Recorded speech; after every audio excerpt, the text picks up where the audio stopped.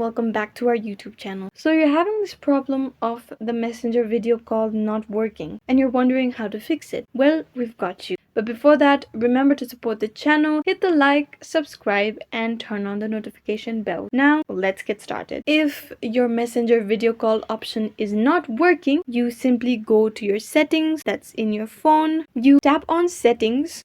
Then you scroll down until you see the option of apps. Tap on it. Then tap on permissions. Tap on permissions. Then tap on camera because you require camera for video call option, and if the camera is not allowed to be used by the messenger in your phone, then video calls may not work. So tap on camera.